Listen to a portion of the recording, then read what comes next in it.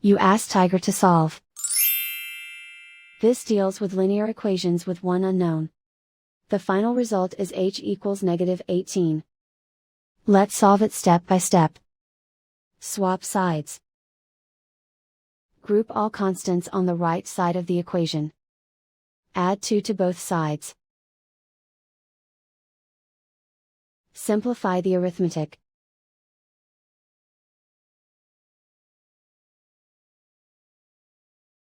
Isolate the h. Multiply both sides by 3. Group like terms. Multiply the coefficients. Simplify the fraction. Simplify the arithmetic. And so the final result is h equals -18.